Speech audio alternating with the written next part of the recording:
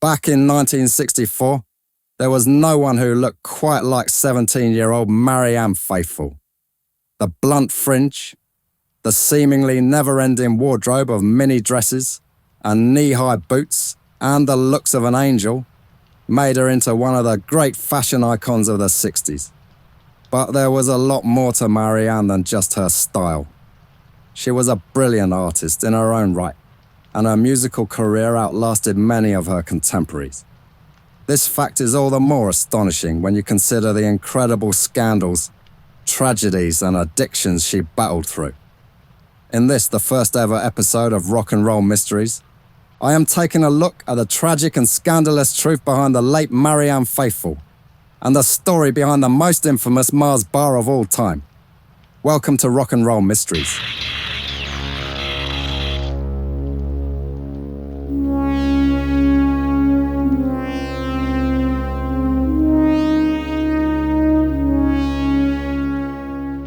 Marianne Faithfull was born on December the 29th, 1946, in Hampstead, one of the most affluent neighbourhoods in London. She was the daughter of nothing less than a baroness and a former soldier and spy, and her upbringing was one of both privilege and intellectualism.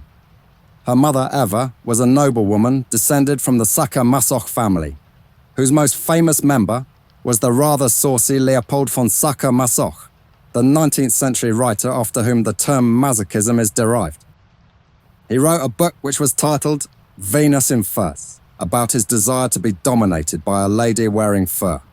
And funnily enough, Marianne would pay an accidental tribute to this heritage in her most scandalous and shocking moment years later. Her mum Eva was well known for her sharp wit and her love of literature and the arts, and she would often host intellectual salons that shaped Marianne's early exposure to culture and sophistication. Her father, Major Robert Glyn Faithfull, was a British intelligence officer and professor of Italian literature at Bedford College, London University. From a young age, Marianne showed a very distinct sense of independence. The family moved house frequently, first to Ormskirk in Lancashire, then back to Hampstead, and later to a commune in Oxfordshire that her father had co-founded before heading back to London again, where she would attend school in Brixton. The commune was not exactly the utopia that you might be imagining. My father belonged to a commune, and the food was ghastly, she recalled. My idea of food hell is the salad cream. They'd pour all over bits of lettuce, cucumber and tomato. It was just disgusting. This feeling of instability would stay with her, and you could say it would mirror the unpredictable trajectory her life and career would take. Although the Faithfull family was part of the British aristocracy, they never quite fit in with the elite circles they ought to have been part of. She explained, "I come from a very left-wing socialist family, anti-war and anti-empire." She had found herself dreaming about London and its long history of art, literature and radical thinking. She was, as a girl, particularly keen on poetry, especially the English romantics. When she was asked why she was drawn to them in particular, she said, "Well, it's fairly obvious, isn't it? I was a clever girl, a pretty girl, and I thought they were all about me." When Marianne was 6, her parents' marriage fell apart, and her father left the family, which was a massive upheaval in her life. She and her mother moved to Reading in Berkshire, where her mother, a baroness, who had once graced the stage of Weimar Germany for Kurt Weill and Bertolt Brecht, was forced to work as a bus conductor. Suddenly they were poor and struggling even to feed themselves, and her malnutrition weakened her, to the point where she contracted tuberculosis. At 13, Marianne was sent on a charitable subsidy to St. Joseph's Convent School, a strict all-girls school, but she had a tough time with the rigidity of the place. Her mind wandered, and a growing sense of rebellion began to take root.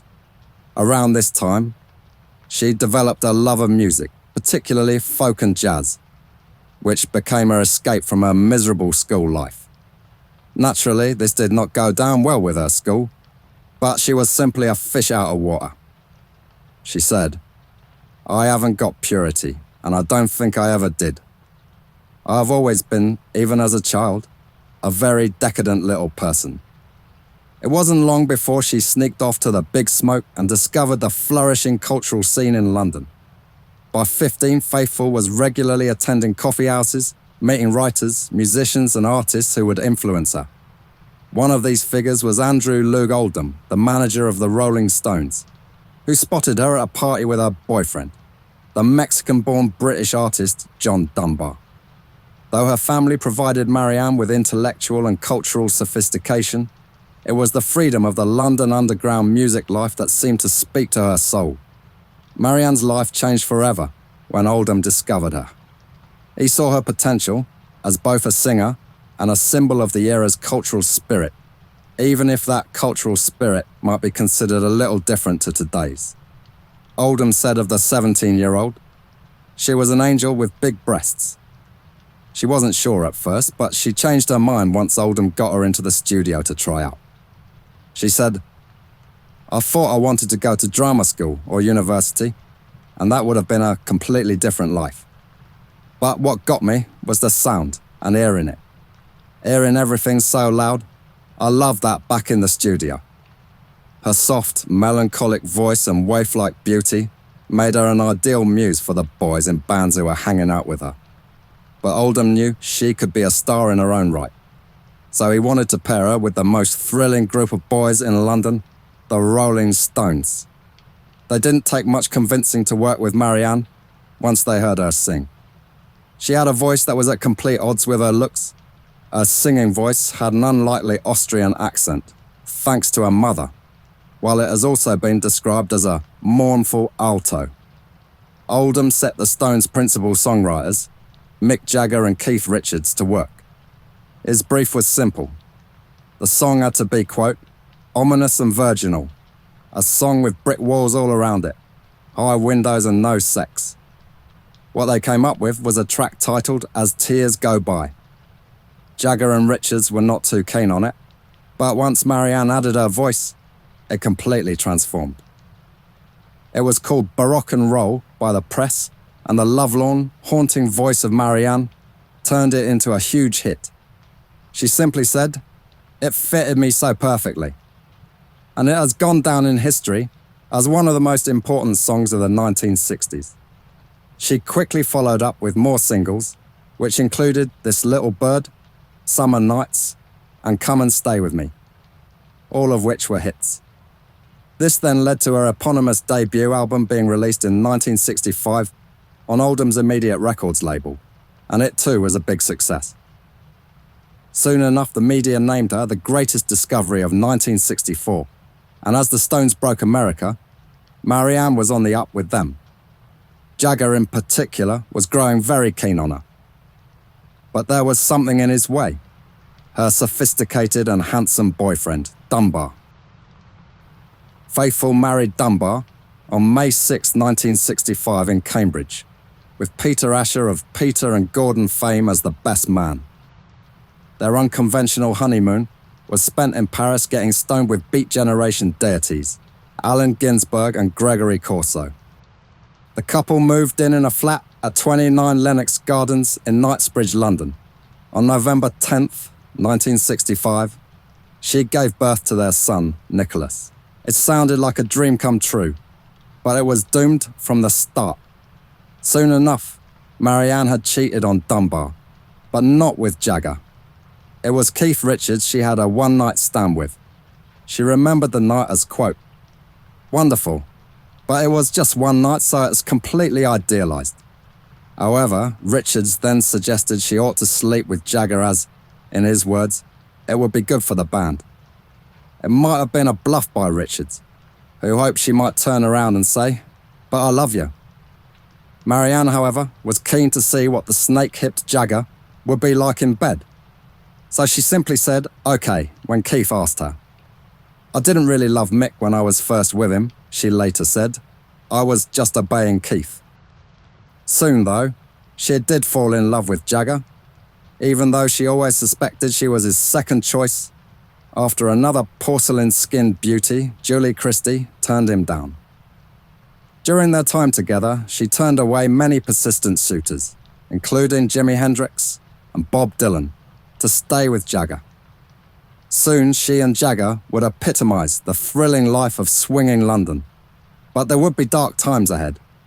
In 1966, the year in which her half-brother Simon was born to her father and his new wife Margaret, she took Nicholas to stay with Brian Jones and Anita Pallenberg in London.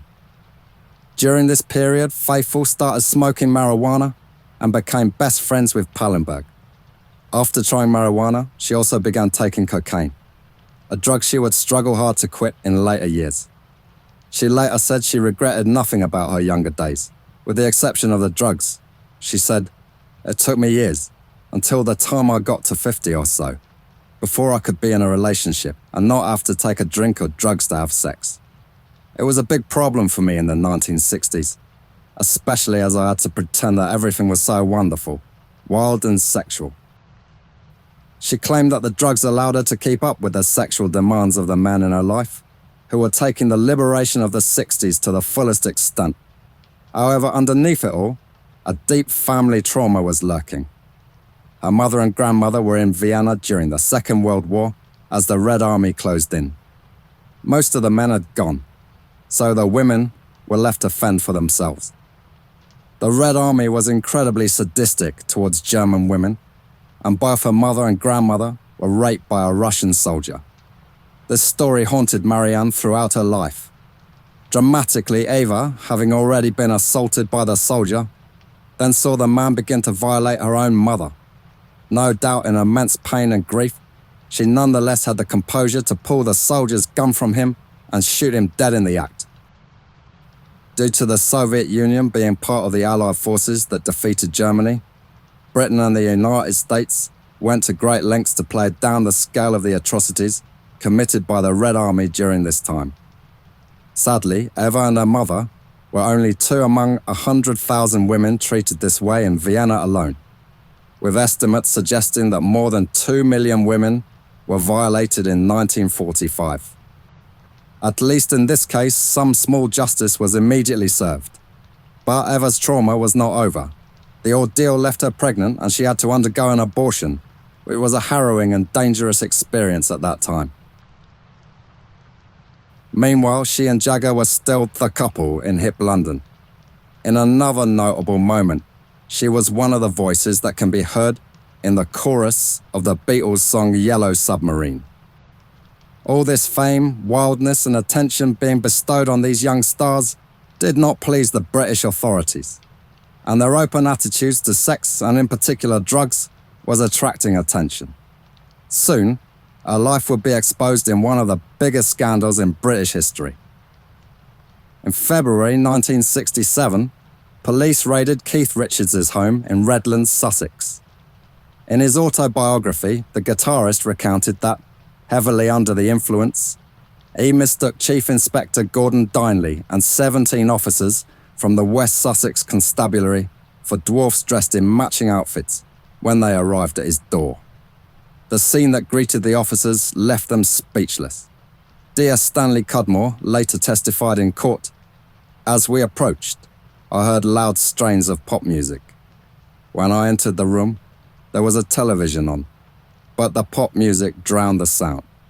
There were 9 people, 2 of whom I thought were women. Jagger and a woman were sitting on the couch. The woman had wrapped around her a light-coloured fur rug, which from time to time she let fall, showing her nude body." Equally surprising to him, Mick Jagger appeared to be wearing makeup, and the second so-called woman turned out to be a man dressed in what Cudmore described as red and green silk pajamas. The officers also detected a strong, sweet, unusual smell, and upon searching the house, discovered pink ostrich feathers and a white bra. Marianne didn't seem at all fazed by the situation. When asked to accompany the officers for a search of the upstairs rooms, she turned halfway up the stairs, let her fur rug drop, and called out, "Look, they want to search me! Mick!" At that point, Marianne was even more stoned than Richards. The person in the silk pajamas was David Schneiderman, also known as the Acid King, who served as the Stones' drug dealer. He had an aluminium briefcase filled with pills, cocaine, and LSD tabs, including one variety known as White Lightning. Marianne had taken LSD that morning, courtesy of Schneiderman, who had slipped a tab into her tea. Like marijuana, the drug often induces hunger, so Schneiderman kept Mars bars handy for anyone suffering from the munchies. As word of the Redlands raid spread, the story took on a more salacious edge. A rumor emerged that when the police barged into the living room, Jagger was on his knees performing a sexual act involving a Mars bar with his spread eagle girlfriend. The subsequent trial only fueled this myth. Marianne was referred to as Miss X in the courtroom, which was supposed to give her anonymity but made her sound like an erotic movie star. And by this point, if you didn't know who Mick Jagger's girlfriend was, you had clearly been living under a rock for some time. Jagger and Richard spent a short time in jail, but they saw the bust as a kind of victory, a confirmation of their bad boy image. Marianne, however, grew increasingly disoriented and troubled, and her feelings of insecurity were worsened by Jagger's constant infidelities. She retaliated by sleeping with another band member, lead guitarist Brian Jones, but he was equally unstable and deeply addicted to drugs. The irony of the whole situation, however, was not lost on her. While the Stones came from middle-class backgrounds, Marianne came from a truly bohemian family with plenty of deviant history. Her grandfather, Theodore Faithfull, had even invented a sex machine in the 1920s, which was marketed as a cure for frigidity. But while the boys were celebrated for their behavior, Marianne was castigated. In an interview 27 years later with author A.M. Holmes, Faithfull discussed her wilder days and admitted that the drug bust fur rug incident had ravaged her personal life. It destroyed me. To be a male drug addict and to act like that is always announcing and glamorizing. A woman in that situation becomes a slut and a bad mother. It was during this time that Faithfull lost 3 opportunities to appear in films. I really thought I'd blown my career. Her father reached out to her and told her he would never be ashamed of her, and that he supported her. However, it was too much for her mother to bear. Marianne explained, "The Redlands bust had an absolutely devastating effect on my mother. She was honing her skills in teacher training college when it happened, and after that she left the college and started to sink into serious depression and alcoholism. The shame, Mars bars and fur rugs, was just too much for her. It wasn't only drugs that were a threat to her health and reputation. Her relationship with food was dangerously unhealthy. She struggled with anorexia in the 1960s and 1970s, a condition that was not widely recognized at the time. She later said, "I was anorexic in the 60s and 70s, although it wasn't called anorexia then. I thought people would be nicer to me if I looked very small and delicate. So food wasn't high on my agenda." Her relationship with Jagger influenced his work as much as he influenced her. It was Faithfull who introduced him to the novel The Master and Margarita by Mikhail Bulgakov, a book that would go on to inspire the Rolling Stones song Sympathy for the Devil. But the relationship itself was becoming a nightmare. She said, "My story is really an affirmation of my strength and my luck. To live with a great artist like Ted Hughes or Mick Jagger is a very, very destructive role for a woman trying to be herself. In fact, that can't be done." Yet she also craved a more conventional life. In 1968, she became pregnant by Jagger, but tragically, she miscarried at 7 months. The grief deepened after the death of Brian Jones, who drowned in his swimming pool in 1969. This led Marianne to spiral into a deep depression, and she found herself contemplating ending her own life. One day, staring into a mirror, she hallucinated seeing Brian's reflection staring back at her. The vision convinced her it was a sign from beyond the grave, and so she attempted suicide. Swallowing 15 sleeping pills, she lapsed into a coma for 6 days, but her despair continued. She once tried to throw herself out of an upstairs window, but when she found it painted shut, she gave up.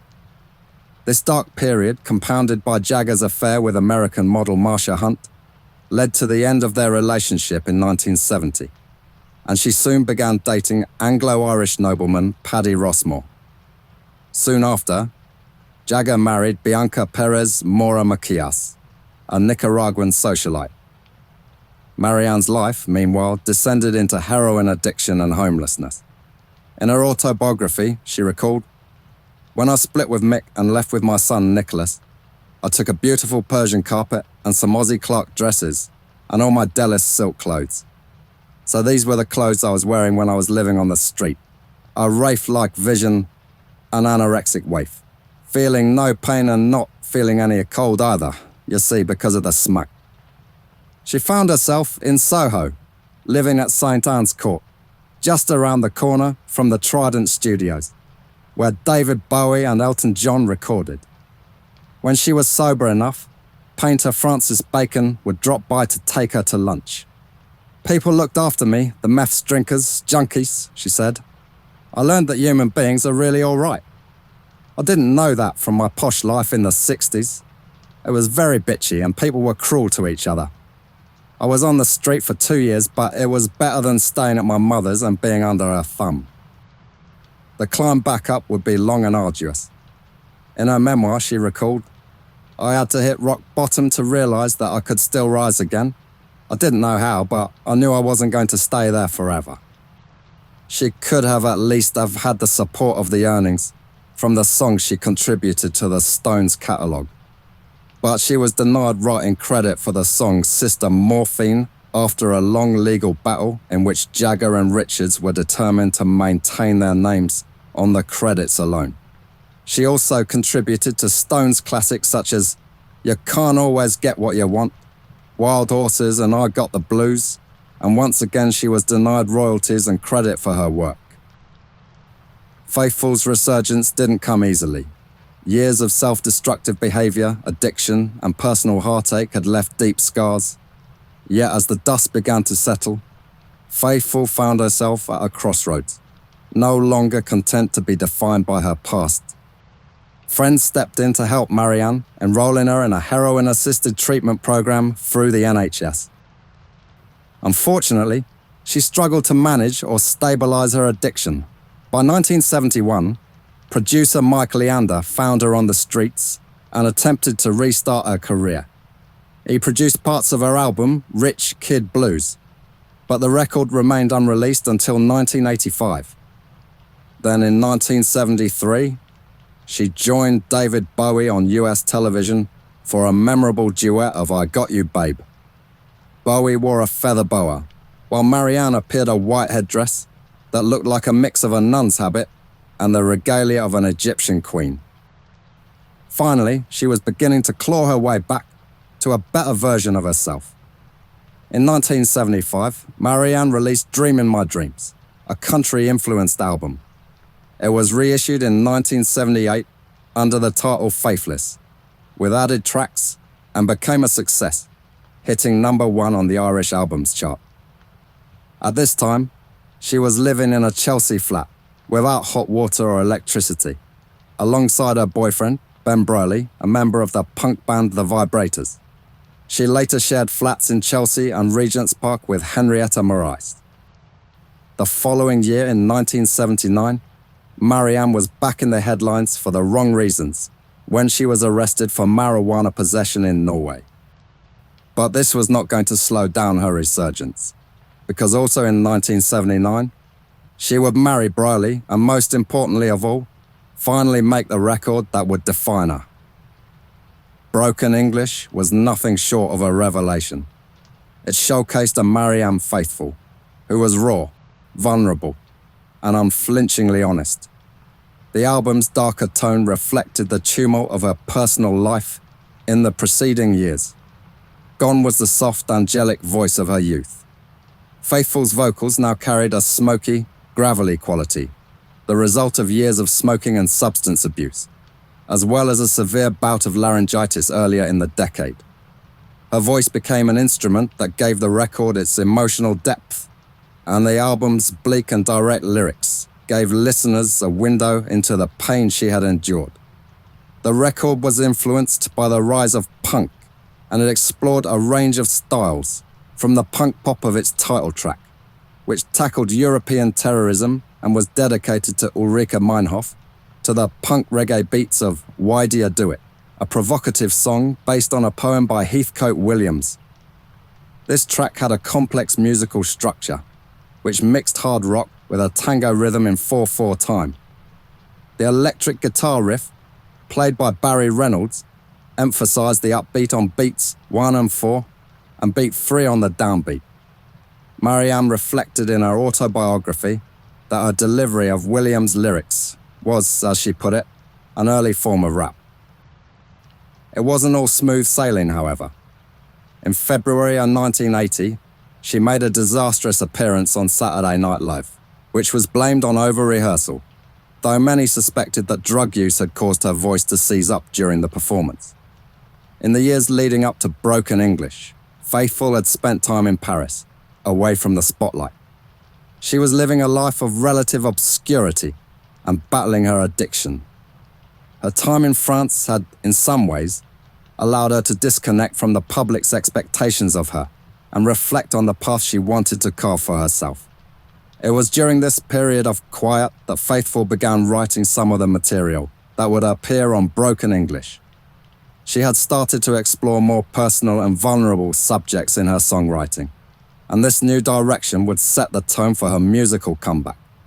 The title track, Broken English, became an anthem of sorts, one of pain, confusion, and disillusionment. It was clear that she had embraced her scars and was using them as fuel for her music. With this album, she redefined herself, not just as a survivor, but as an artist of depth and resilience. The track entitled The Ballad of Lucy Jordan was one of the standouts, and it would resonate with a new generation of teenagers who were getting into music in the early 1980s and found particular enjoyment in the world of post-punk that Marianne had contributed to creating. These included figures like Pulp's Jarvis Cocker, Nick Cave, PJ Harvey and Damon Albarn of Blur, all of whom would owe a small debt to this record in their later successful careers. Faithfull's comeback was more than just a musical one. It was a personal reclamation. She became a symbol of survival and something of a living testament to the idea that it was possible to not just survive the chaos of youth, but to emerge from it stronger and more focused. Her approach to life had changed too. In interviews, she spoke openly about the profound changes she had undergone.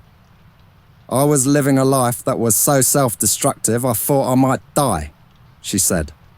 "But then I decided I wanted to live. I wanted to stop making choices that could destroy me." The album catapulted her back into the public's consciousness, but this time, it was on her own terms. Faithfull was no longer the doe-eyed pop princess of the 1960s. She was a woman who had lived, suffered, and emerged with a new understanding of herself and the world. In the years that followed, Faithfull continued to build on the momentum of Broken English. She released a series of albums that showcased her evolving sound and emotional complexity.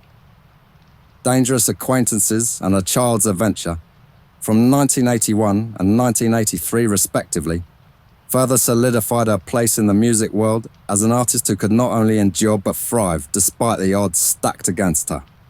These albums, while less commercially successful than Broken English, showed a continued desire to explore new musical territories and themes. After the release of Dangerous Acquaintances, she decided to move to New York, and she featured as a vocalist on the song Misplaced Love by Rupert Hine around this time. The move to New York might have been a mistake, as the dark edge of the city came too easily to someone as vulnerable to addiction as Marianne. Soon she was back on hard drugs, and on one occasion, she tripped and fell down a flight of stairs while high, which broke her jaw. Her 1985 release, Rich Kid Blues, was a compilation of Marianne's early work, combined with some new material. This double album presented her career's pop and rock and roll elements up to that point.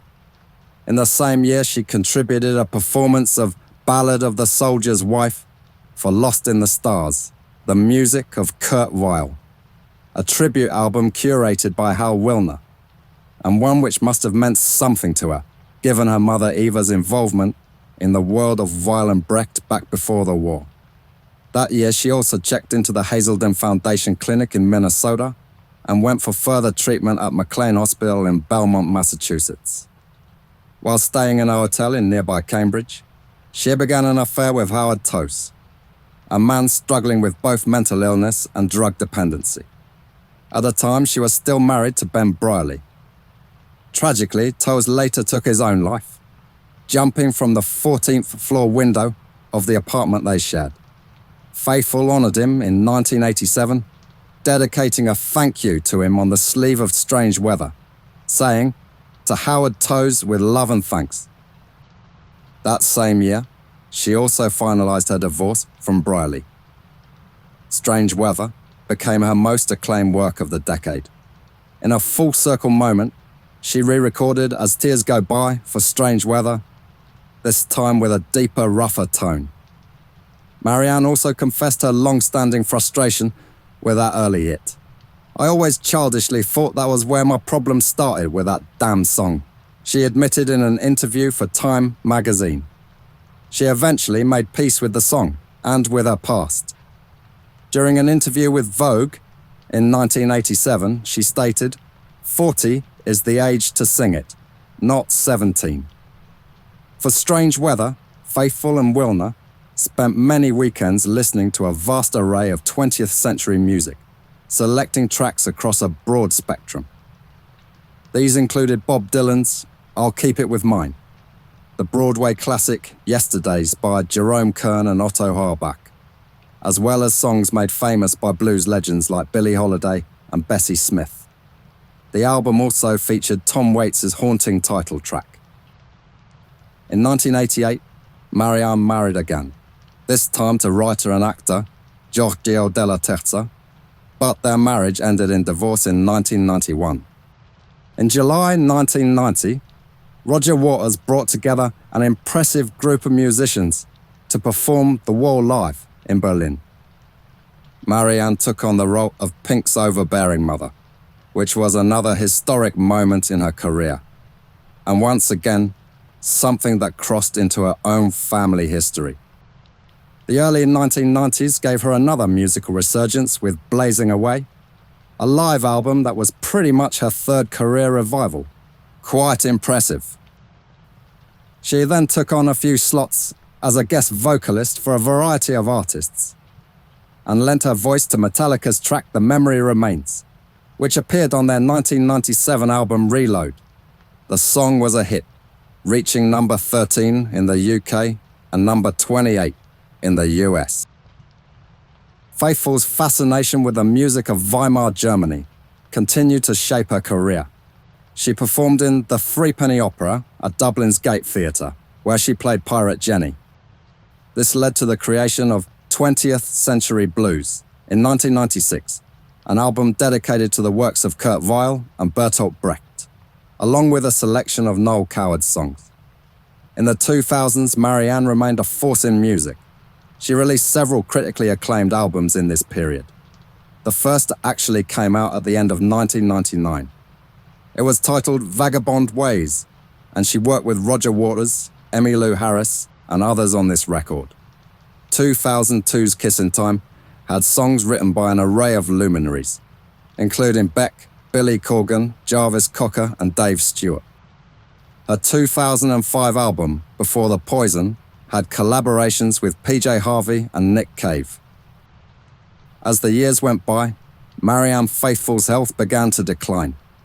In 2007, she was diagnosed with breast cancer and also revealed she had previously been diagnosed as having contracted hepatitis C. The revelation of her cancer diagnosis led to the first communication between her and Jagger in years, as he reached out to her to offer support. She lived in constant fear, she admitted, of being pulled back into the destructive patterns that claimed so many lives around the Rolling Stones. Though she could still speak to Richards, She found it nearly impossible to connect with Jagger. They had been apart for too long, and both had changed too much over time. I could have made better choices, she reflected, but when I first arrived in London, walking down the street, I had this sense that I was exactly where I needed to be, at the perfect moment. She didn't want to slow down and continued to record and release music and to go on tour. She worked with Morrissey and released a memoir titled Memories, Dreams and Reflections, in which she detailed the battle against cancer. In 2016, she had another setback when she was diagnosed with emphysema after decades of smoking. And when COVID arrived in 2020, she was so badly hit, she was moved to palliative care. But ever the survivor, she pulled through yet again and managed to grab another 5 years of life. On January 30th, 2025, Marianne passed away at the age of 78. Her death was in some ways the end of an era. In the end, it was not the scandals that defined her, but the art she created.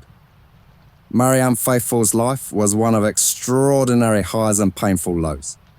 Yet through it all, she remained a true artist, an incredible survivor, and someone who knew the power of reinvention. Her legacy will go on not just in the music, but in the story of a woman who proved that it is never too late to find the strength to begin again. That's a wrap for this first episode of Rock and Roll Mysteries. My name's Chester, and it's been a pleasure to tell you the story of Marianne Faithfull's wild and wonderful life. If you enjoyed it, I'd be very grateful if you would consider subscribing, especially at this early stage of a new channel. It can make all the difference whether it sinks or swims. Give it a like and maybe share it with a friend too. Or if not, tune in next time for another wild ride through musical history.